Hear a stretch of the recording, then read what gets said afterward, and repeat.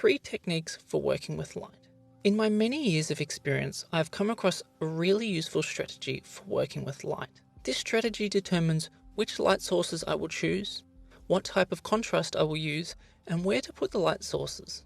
These are creating light from complete darkness, working with mixed light, and working with natural light. In this tutorial, I will share my experience with these 3 concepts. Each of them has its own nuances, pros and cons, and you will know which strategy you will use for specific tasks. Making light from complete darkness.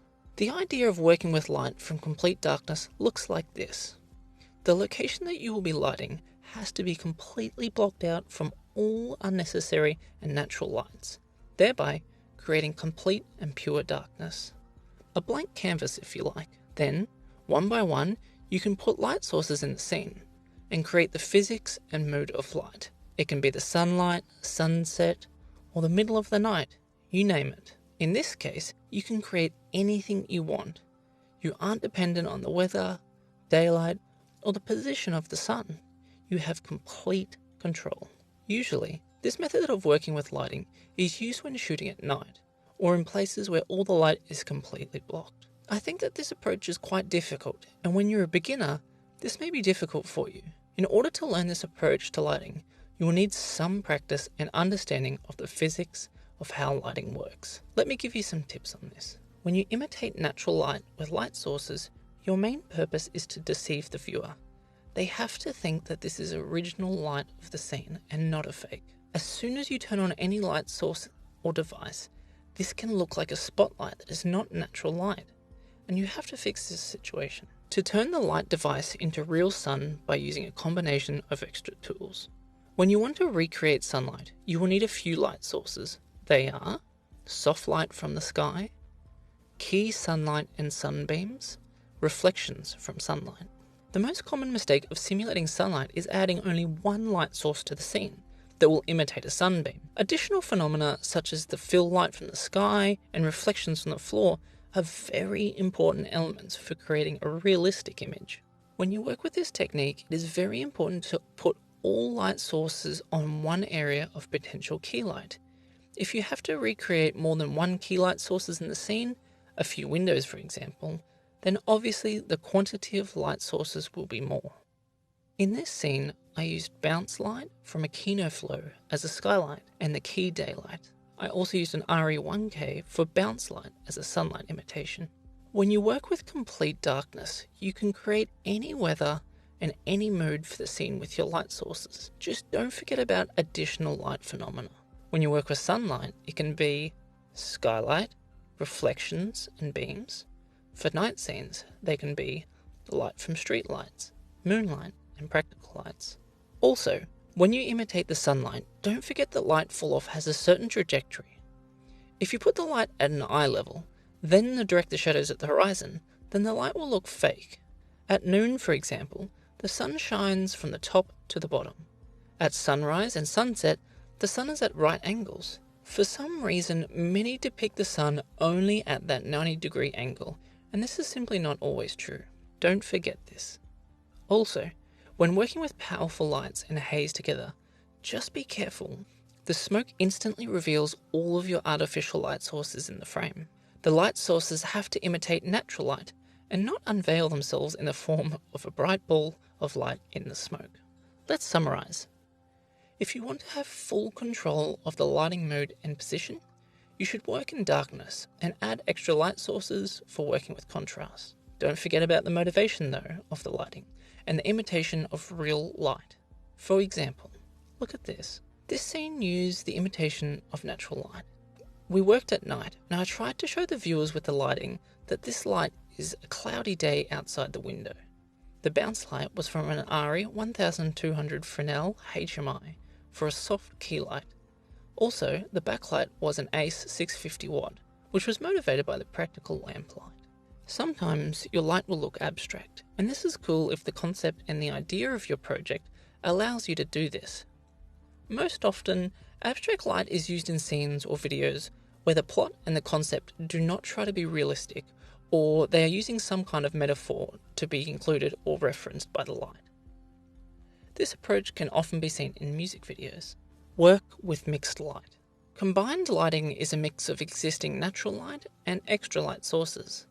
Sometimes the natural light can look very beautiful but not so volumetric, and to fix it, we can add extra light sources or negative fill to introduce the contrast of light and shadows in the scene.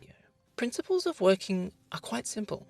I have some natural key light in the scene, and my task is to improve and control it with additional light sources and negative fill. In order to make the volume and contrast in this scene, I added an RE 1200 watt to intensify the main key light. As a result, we get more expressive contrast of light and shadow in the scene. The key themes in this technique are intensifying and adjusting the natural light. We don't start working in pure darkness. Rather, we have some starting conditions, which we then improve.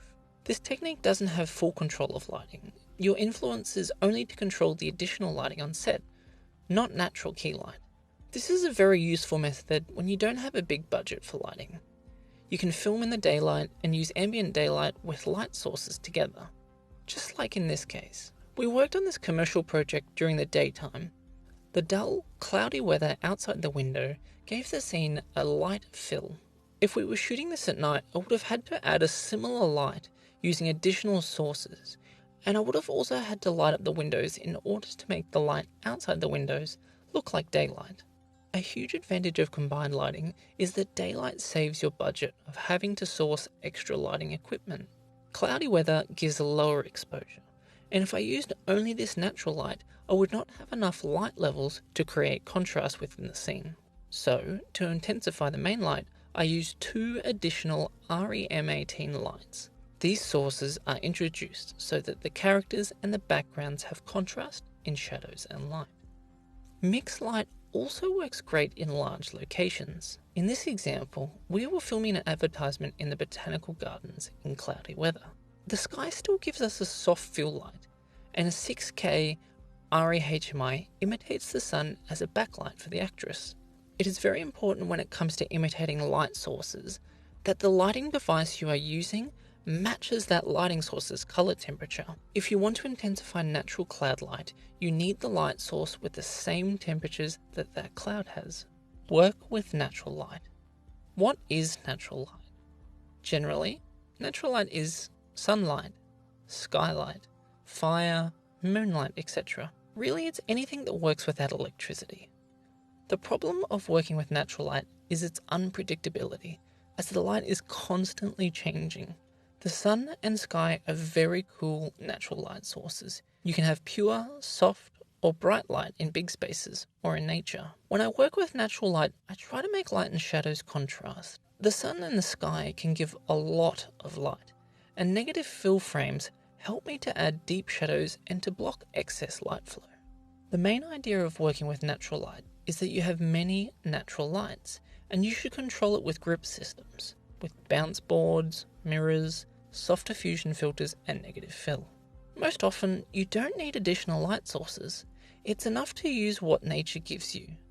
The difficulty of working with natural light is that the wider the frame is, the larger the grip system you need to use for negative fills for shadows, and bounce boards for reflecting the sun.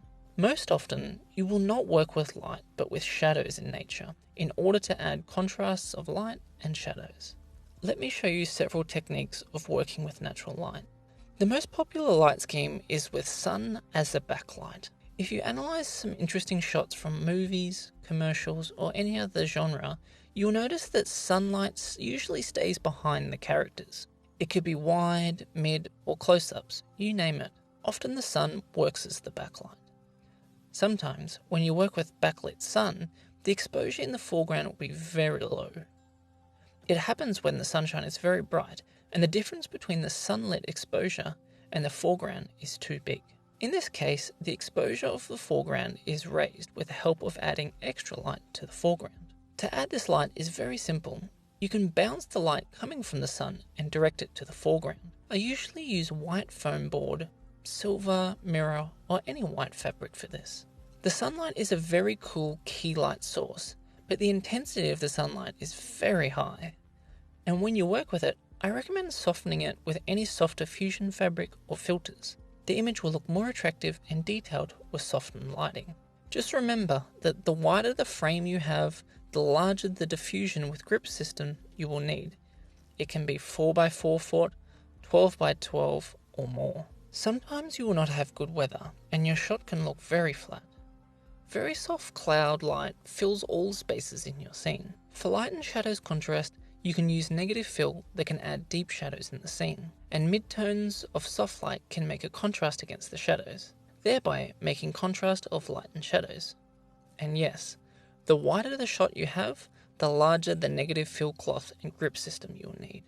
If you love silhouette looks, you can try shooting at blue hour. This is when the sun has set below the horizon. You usually have about 1 hour for shooting beautiful silhouette shots against a clear sky. And you won't have to use any grip system or extra light sources. I have to remind you that no matter what technique and lighting conditions you will use, don't forget to work with tools of contrast. Only contrast principles can help you make your shots more cinematic and volumetric. In this tutorial, we talked about 3 techniques of working with light. These are creating lighting from complete darkness, working with mixed light, and working with natural light. Why do you need this information? It can help you to put together an optimal shooting plan and light source list before shooting. It is very important to know what lighting conditions you will work with in order to get a predictable result.